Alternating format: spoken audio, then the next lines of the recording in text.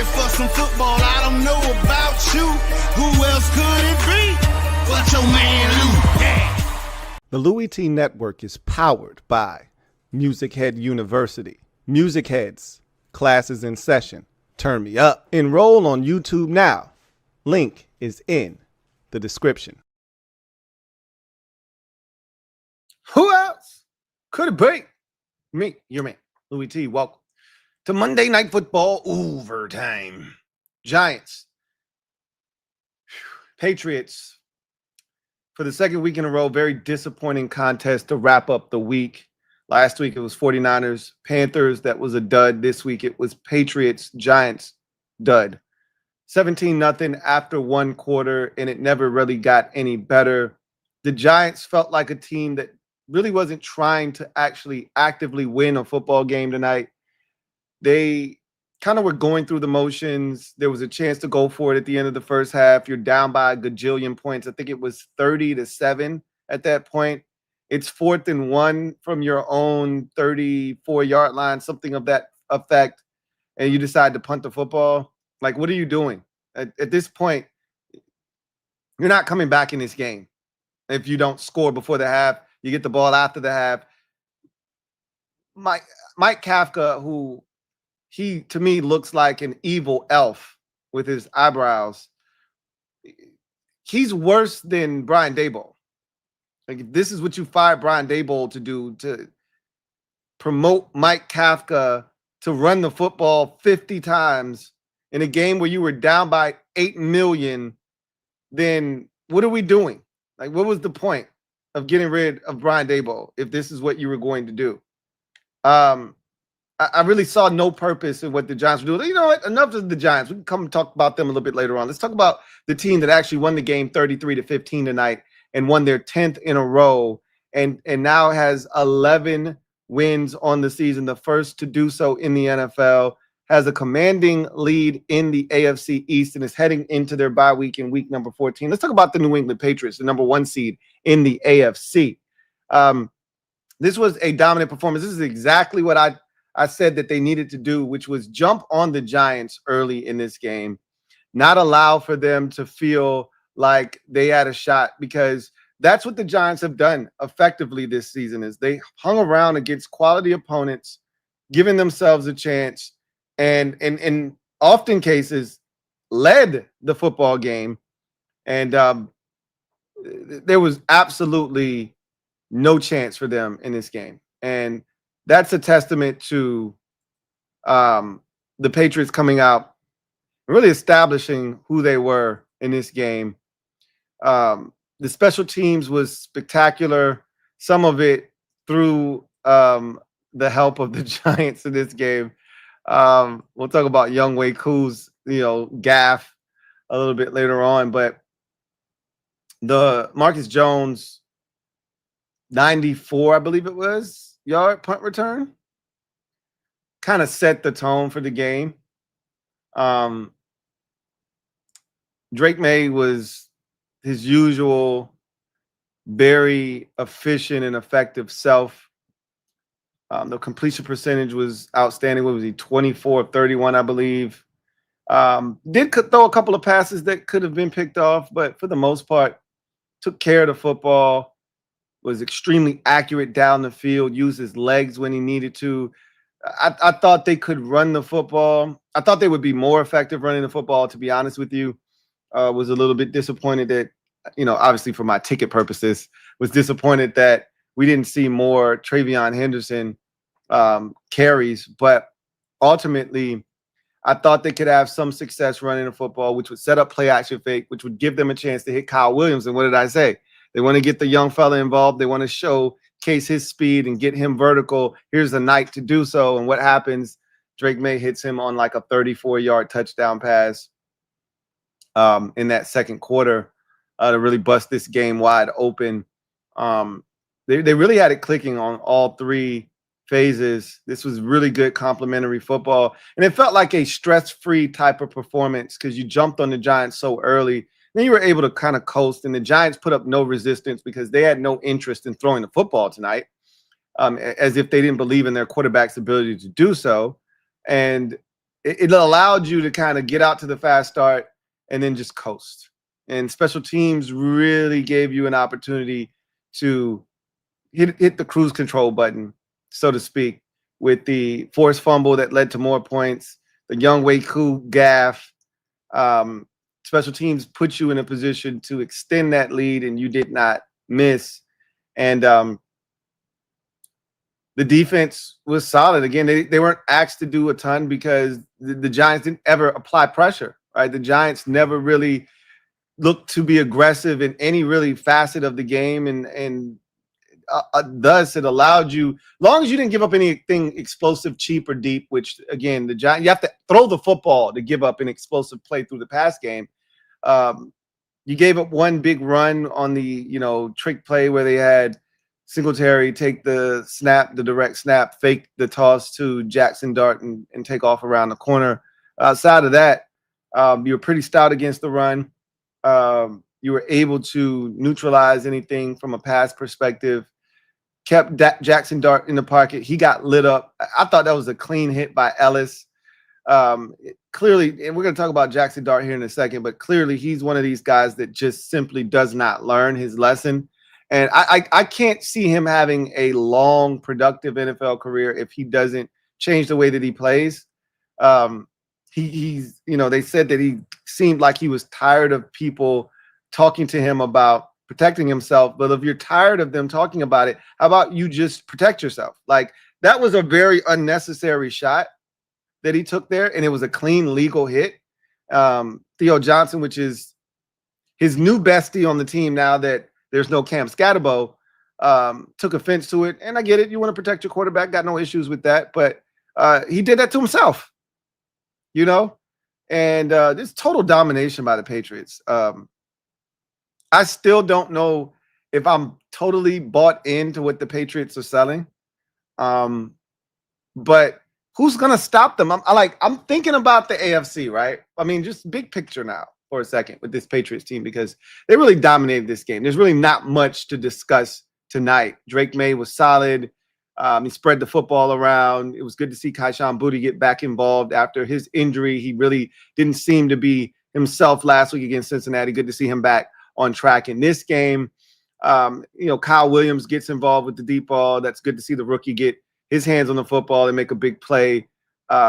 They split the carries between the two backs. They were both solid. Neither one of them really was dominant tonight. Although, again, I think I'm always going to side with the more dynamic and explosive runner, which is Travion Henderson. He had he had more yards than Ramondre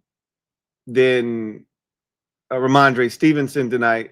They make a good pair, though. And, I don't have anything against Ramondre Stevenson getting carries, but every game, for me, Travion Henderson is going to have more carries. I think it ended up being that he had more carries. I'm not sure if that's what actually happened or not. But ultimately, I want to talk about big picture for the New England Patriots, because I'm not sure I'm actually buying what they're selling as the number one seed, similar to how I felt about. Now I feel less like this about them than I did the Colts. I definitely wasn't buying the Colts as the number one seed.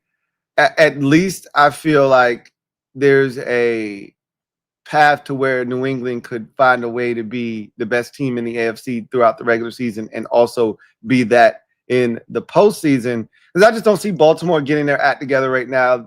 I thought they could be the team that takes advantage of all of this. They don't seem to be in a position to do that right now with the way they're playing football. I'm not buying what the Bills are selling right now. They're not a team that really gets me excited and makes me feel like they're going to figure it out. Although I do like the Brandon Cooks addition to that football team, and as the weeks pass and he continues to get more and more comfortable within that offense, I could see him having a role in there that kind of gives them a pseudo number one wide receiver, because Cooks can still play. But I don't necessarily trust the Bills at this point.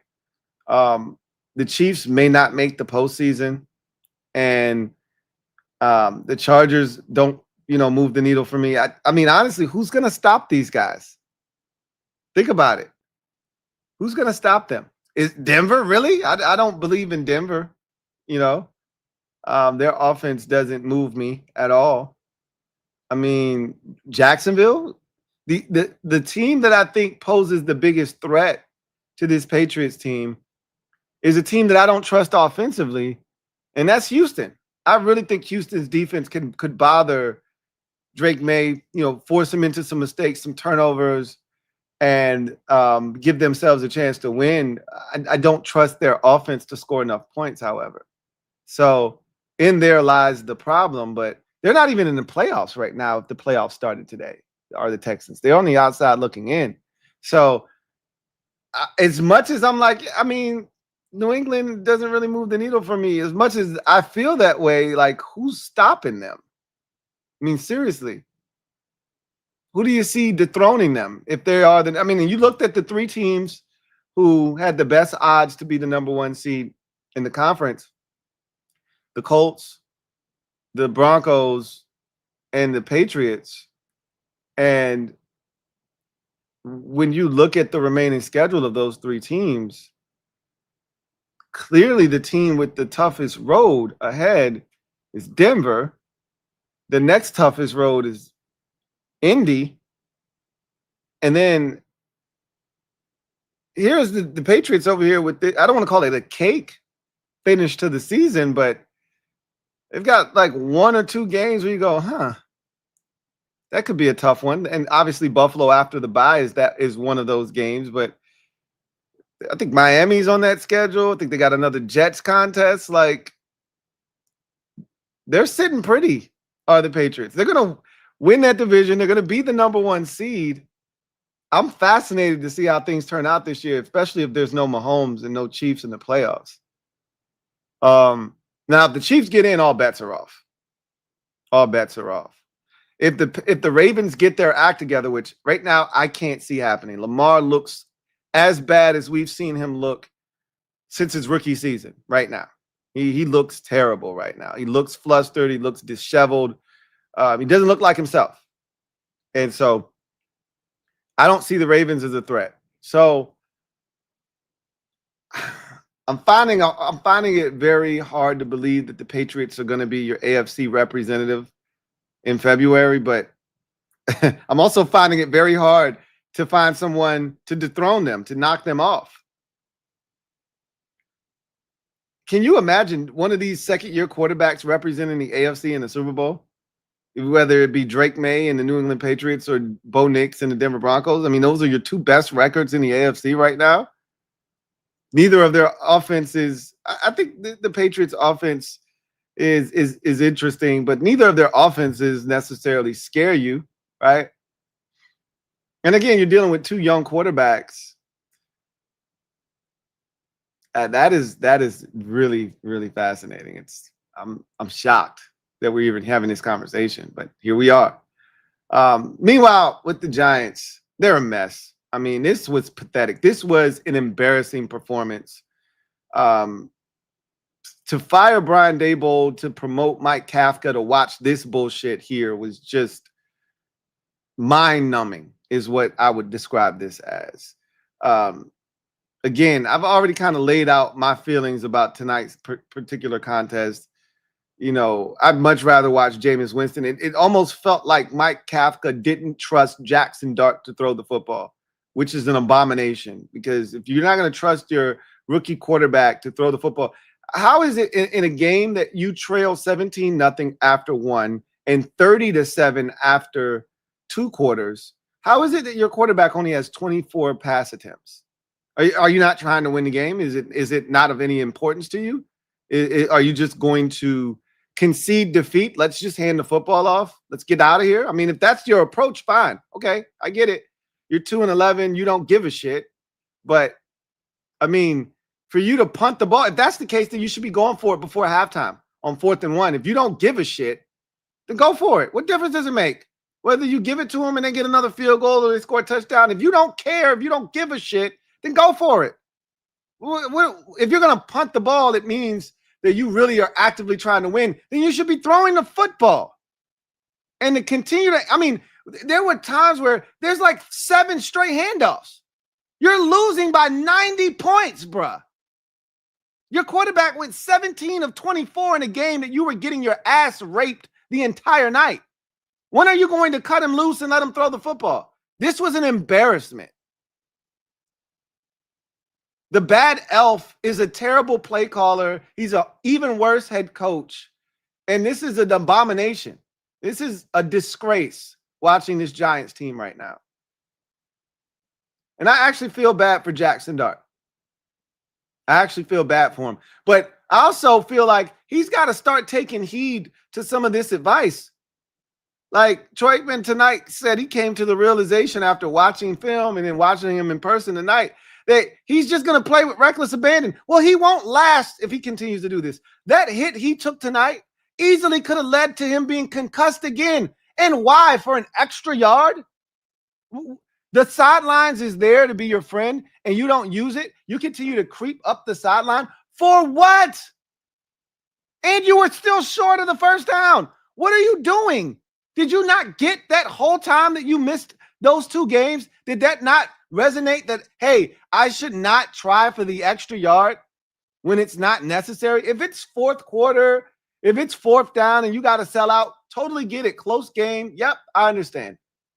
Bro, we're in the first quarter. It's 2nd and 10, and you're getting lambasted that way? Are you kidding me? You don't get it. That's what you're trying to tell me, is I don't get it. That's, again, sometimes you can't avoid taking a shot as a quarterback. You're kind of in no man's land between sliding and getting out of bounds, and you just lower your shoulder and you hope for the best. I get that sometimes as a quarterback. It happens. But he had a chance to get out of bounds and avoid contact altogether, and he decided, no, I'm going to choose violence. You can't be upset when you get mollywopped on the sidelines, and he knew what he did. That's why he wasn't tripping. He didn't get up barking. It was his teammates that came to his defense and tried to, go off. But at the end of the day, he's got to be better than that, man. Like, you got to understand, they need you. This team can't function. Well, I shouldn't say that because, again, the offense actually looked more lively without him, with Jameis Winston at the helm. And maybe Mike Kafka is more comfortable with Jameis Winston pulling the trigger, because last week against Detroit, he had no problems airing the football out, emptying the bag of tricks, and emptying the tank, throwing the football. He had no issues doing it last week. This week, you would have thought that they had a high school quarterback playing, and they didn't want to expose him to an NFL defense. So, hey, let's just run the football. So maybe I shouldn't say that, but they clearly didn't believe in Jaxson Dart tonight. That's the message I got. Maybe I read the room wrong, but they clearly didn't believe in Jaxson Dart tonight. That's what I gathered from tonight's performance. They just simply felt like he couldn't throw the football, so let's just run it. At the end of the day, this Giants team is a mess. They got a long ways to go. Mercifully, they're on their bye week next week, and hopefully they come back with a better. Well, I shouldn't say that, because they play the Commanders after they come off their bye. I hope they come back off the bye with this same game plan. Let's hand it off. Let's keep Jaxson Dart in bubble wrap, and let's not throw the football. I want that same game plan against the Commanders in 2 weeks. That would be great. I'd appreciate that greatly. But in any event, this was total domination, really, from the word go by the New England Patriots. They did the thing that I said they needed to do, which was come out, establish themselves, and not allow this game to be close. And that's exactly what they did. They never gave the Giants any hope. And that's what you do to a 2-win team. When you're 2-10, when you're 10-2 and they're 2-10, this is exactly the formula for making sure that the game is never close, never in doubt. Come out, dominate, establish dominance from the word go, and never look back.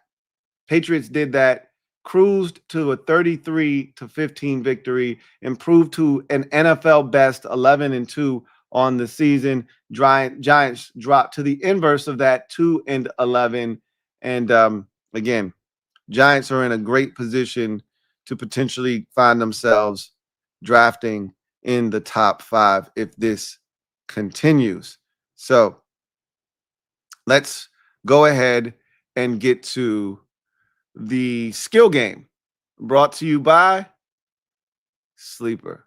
The skill game brought to you by Sleeper. All right.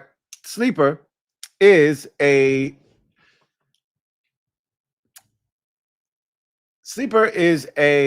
fantasy sports app, gaming app that brings people together through sports and gaming. I'm one of those people that have enjoyed this app thoroughly, and I want you to experience the same thing that I have. And there's a simple way that you can do that. Download the app. There's a link in the description of the video that you are currently watching. In every single video that I do, click that link. That'll take you to where you can download the app. Make sure that Sleeper is available in your area. It's available in over 30 states in the US. Once you verify that you are who you say you are, they're going to give you $23 for joining the Sleeper family. But I always encourage people to use my promo code LTN. That's right, LTN, to get you 100% match on your first deposit up to $100. That's right, a dollar for dollar match. So I always say max it out. You only get to do it once, right? So you put in 100, they're going to give you an additional 100 plus the $20 that they've already given you for joining the Sleeper family. That's $220. You can really get active with $220. So with that said, let's get to what I did tonight, which was what I always do every week, lose, right? And I thought I had a really good handle on tonight's game. I really did. So at Hunter Henry for 4 catches. Hunter Henry had 4 catches. At Wan'Dale Robinson for 4 catches. He had 7 catches. At Theo Johnson for 3 catches. He had 3 catches. He could have easily had 6 catches. He had about 3 drops tonight. But he got the 3 catches that I expected him to have. I told you Jaxson Dart would be a little bit subdued as a runner. He was. They didn't use him in any real quarterback run game, which they already had said before the game they were going to be a little cautious with him there. So I expected the rush yards to be down, and they were. So I hit on the under on Jaxson Dart's rushing total. Diggs, 4 catches. I felt like on a primetime stage, Diggs would be more of a target. I felt like Kayshawn Boutte and Pop Douglas ate into his target share tonight, which was surprising because they really hadn't been throwing the ball to either of those guys over the last 3 weeks, with Boutte being out most of that time and Pop Douglas seeing his role reduced over the last month or so. But Diggs somehow managed to not get to 4 catches. And again, with the game being out of hand, I felt like if this game were more towards a place where Drake Maye had to throw the football, and he threw it plenty, right? I think he still threw it 31 times. But if they were more of a position where this was a close game, they had to actually actively try and move the football down the field, I think we would have seen Diggs be a little bit more involved. But again, 17-0 after the first quarter kind of put me in a tough spot. I did think it was going to help me with this last thing, however, which was Travion Henderson's rush yards. Now, again, I thought he was going to have more carries than 11, especially after seeing how the game went at the beginning with the early lead that the Patriots jumped out to. I thought we'd see him get to 15, maybe, 18 carries or so. And with the way the Giants had struggled to stop the run, I just thought there would be 1 or 2 big runs in there. He did have a big 26-yard run, but ultimately he fell short of the 80 yards that I had him projected for in this game. And even if I had just gone with the number that they were giving out, which was 69.5, he still would have fallen short of that. So I don't feel as bad about that, because I was kind of kicking myself like if I had just taken the 69.5 yards that they were giving out, I would have been fine, but he still wouldn't have eclipsed that total anyhow. So I was screwed either way. I just needed him to have more touches. If he would have gotten more opportunities, he would have eclipsed 80 yards against it. Again, the Giants' inability to keep this game close kind of marred things and mucked it up a little bit, because it allowed the Patriots to just kind of be in no man's land. Yeah, we throw it, we can run it. We can punt the football here. There's no urgency of us having to be aggressive and convert. So I always say that the worst enemy of a ticket being punched and cashed is a blowout. And this is effectively what this game was. And so there's no structure in a blowout. Guys that normally are at the forefront of the offensive play calls are now all of a sudden, an afterthought, especially in the NBA, in the NFL. if you need guys to catch the football and the team's up big, now they're running the football all of a sudden. So now that guy kind of becomes obsolete, and vice versa, right? If you need rush yards and you thought the game was going to be close and now it's a blowout and the other team has a turn to the air. Except for the Giants, they decided, we're not throwing the football. We're just going to keep running, even though we're getting our brains bashed in. So this game, I thought this one should have hit, bro. Like, I really didn't feel like there was any reason this wouldn't hit. And somehow, some way, it still didn't hit. So, unbelievable. I'm speechless. But, it's why I'm like old for my last 32 in the NFL space. So, as I always tell you, I'll get them next time. Anyway, shout out to Sleeper for sponsoring this stream. And again, use my promo code LTN to get you 100% match on your first deposit up to $100. That's the skill game brought to you by Sleeper. The skill game brought to you by Sleeper.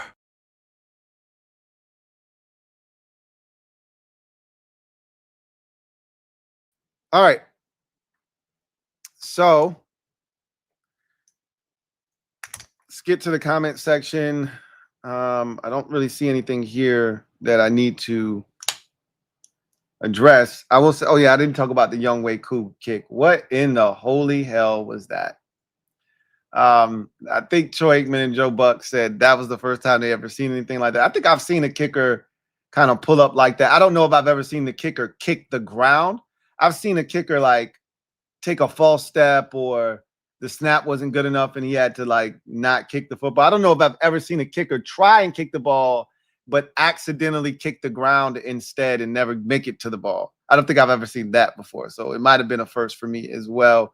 The Giants are awful. I mean, that kick to me is a microcosm of the Giants season and who they are as an organization right now. The inability to even get a field goal kick off in that situation. It's laughable. It's comical. But that's, to me, a true representation of who the Giants are. And you can watch all of this in 4K on Hard Knocks. Starting, tomorrow? Or is it Wednesday? One of the 2 days. I believe it's tomorrow. You can start watching the Giants. And Young Wei Koo kick turf. And Mike Kafka, the evil or the bad elf, hand the football off 57 times on Hard Knocks on HBO Max. Ding. Yeah, the Giants are awful, man. They stink. And it was really disappointing watching them tonight offensively. Anyway, I digress.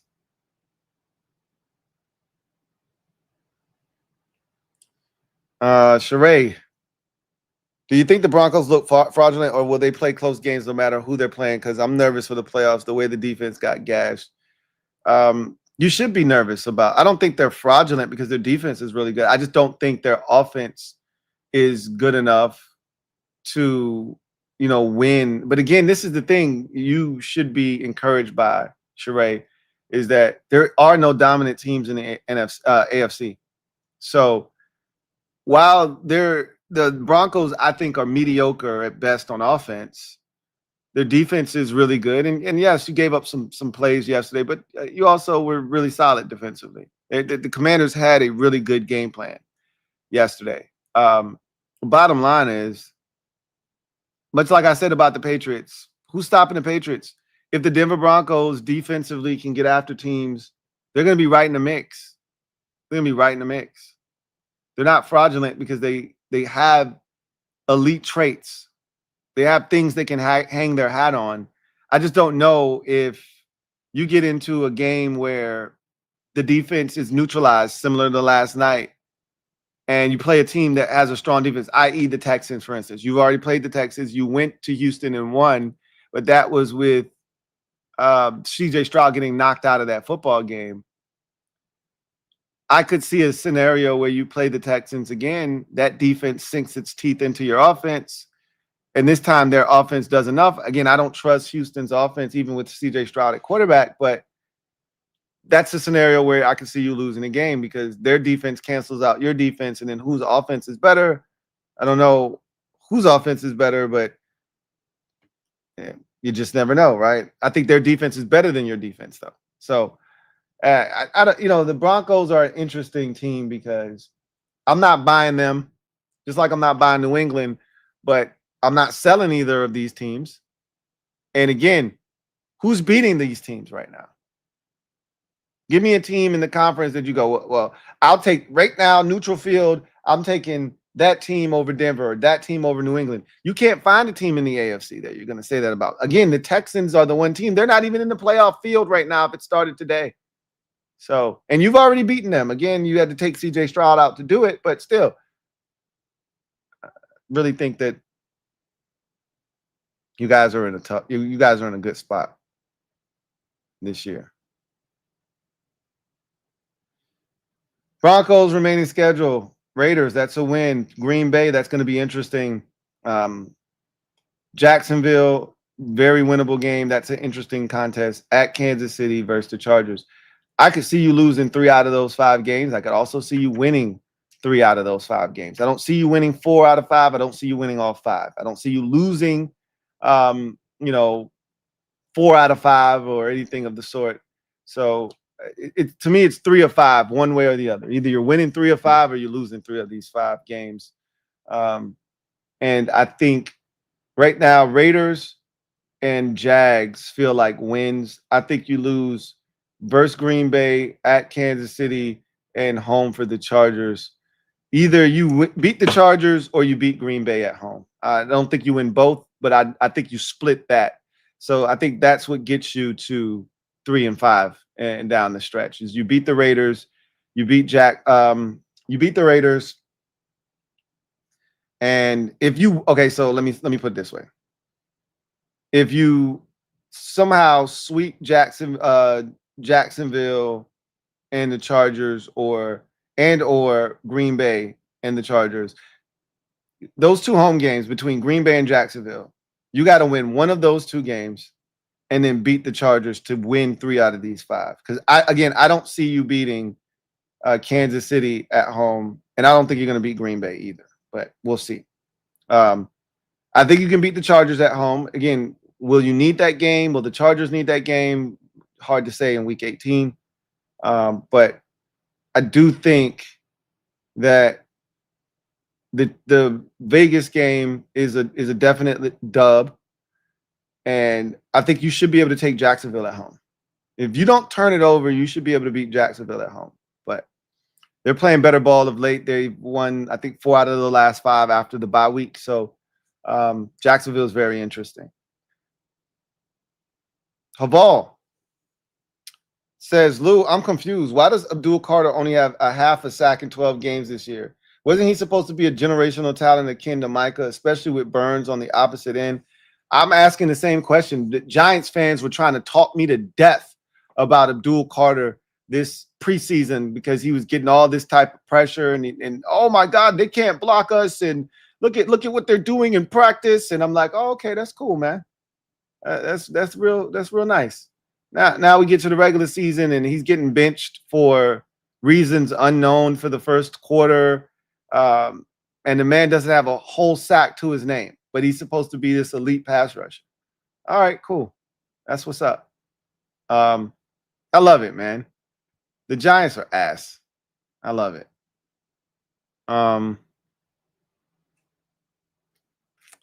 Hooker writes, hey, Lou, what kind of crap do you think we will have to listen to if May wins a Super Bowl just in year 2?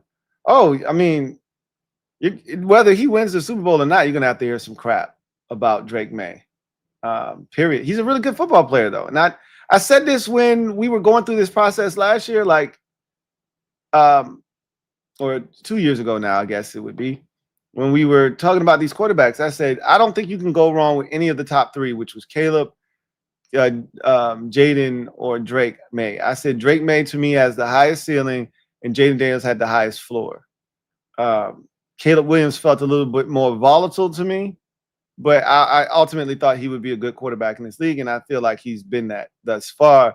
But I don't think I was wrong about Maye. I think his ceiling is the highest. But I'm not backing. I should say this. I'm not backing off of that comment. But I think Jaden Daniels' ceiling is a lot higher than I gave him credit for. And I could definitely see Jaden Daniels being the best. I still think he's the best out of this group, but Drake Maye's ceiling, because of his youth, he's so young. There's so much room for growth.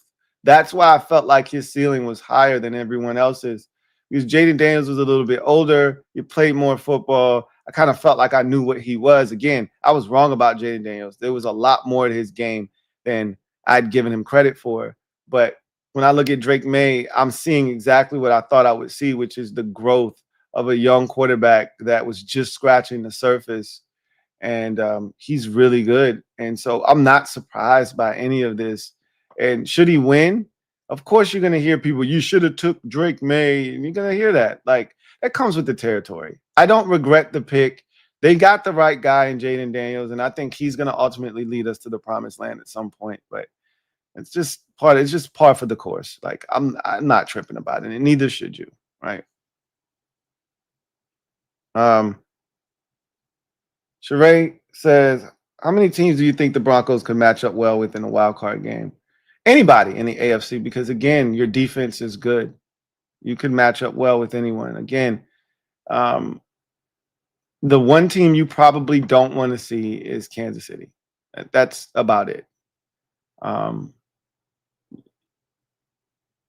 That to me, you're not going to play Baltimore in wild card weekend because they're going to win their division.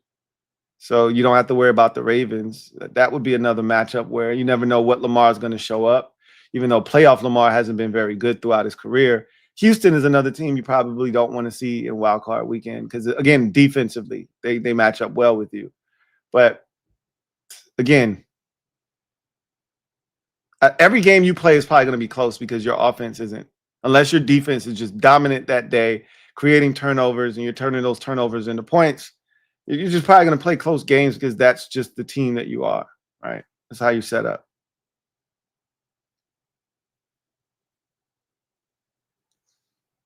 Sheree writes, not NFL related, but are you excited about Indiana, Ohio State Big Ten championship? And do you think Indiana has a legit shot of winning? I'm not as excited. I'm not the biggest college football fan. I'm not going to hold you. But I do think Indiana has a shot. I do not think they're going to win, but they've played well all season long. And it's good to see two undefeated teams doing battle. And one of them, isn't like a Penn State. And obviously Penn State has to go through the gauntlet of playing, usually Michigan and or Ohio State every year. So you're not going to get those two teams. I think they're all in the same side of the Big Ten. So it's usually like, Iowa and, whoever wins that side of the Big Ten. It's good to see a different team get in there, like Indiana. So that's pretty cool. And it'll be interesting to see if Indiana can pull the massive upset. I just don't see it happening. Ohio State feels like the best team in the nation. Feels like the team that's going to win the national championship. Feels like they're going to repeat back to back. And feels like the team with the most talent in college football. So, but yes, Indiana does have a shot. Absolutely, they do. They're battle tested, and they've played some tough teams this year. They've found ways to win in some tough games where they've had to get it out the mud. They had one of those comeback wins about a month ago where they were trailing late and had to go down and get a game-winning drive. So they've been in some adverse situations. They found ways to win. I think they're battle tested, and it should be a fun one. Should be a fun one. Anyway, I digress. That's going to do it for me, your man Louie T, here on Monday Night Football Overtime. Patriots dominate this game from the start, 17-0 in the first quarter, 30-7 at the half, win the game 33-15 as they improve to an NFL best 11-2 on the season. Giants, meanwhile, dropped to 2-11. They were dominated thoroughly in this game. Never really seemed to have a pulse either. Refused to throw the football, ran it a ton, almost as if they were just trying to get out of Dodge. They fell behind early, and it felt like they never really looked to dig themselves out of an early hole. Just said, you know what, we'll just lie here for a while. And That bye week, probably perfect timing for the Giants right now for where they are. Looked like a team that was somewhat defeated. I felt bad for Jaxson Dart. He was shaking his head all night like this is some bullshit. And clearly he was a big fan of Brian Daboll. And the way the game was called tonight, it never gave Jaxson Dart a chance. They didn't throw the ball enough, I don't think. Again, you're getting your brains bashed in and your quarterback only throws it 24 times. And what space is that an acceptable number for a team trailing by 3 scores after one quarter and 3 scores at halftime? When is it acceptable to just throw it 24 times with the quarterback? Again, I remember watching a game with Joe Burrow in his rookie season. He threw it, I think, damn near 40 times in the first half against the Cleveland Browns in a game in his rookie season. Like when you're trailing, when you have to throw it, you turn your young quarterback loose. There was no reason for this game to end and Jaxson Dart not have at least 35 passing attempts because of the way the game was going and how big they were down early. There was no excuse for him to have less than 30, but he should have been somewhere hovering around 35 attempts. For him to just have 24 attempts is laughable, but so is the state of the Giants organization right now. Anyway, I digress. Both teams head to their bye week, heading in 2 totally different directions. And we'll see what those 2 teams look like post bye week. But that's going to do it for me, your man Louie T, here on Monday Night Football Overtime. Patriots get the win and advance to an NFL best 11-2, the number 1 seed in the AFC. Giants fall to 2-11. Peace.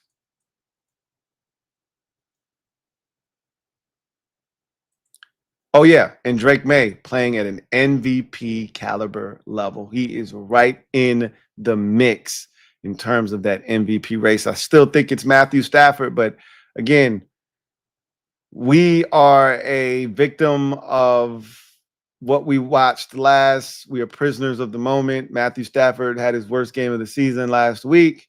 Drake Maye coming off of a dominant performance tonight. Easy to say that the momentum is swung in his favor. I still think Matthew Stafford is your MVP this season if the season ended today. But Drake Maye squarely in the conversation, and he continued to add to that resume tonight with a dominant performance. Now, peace.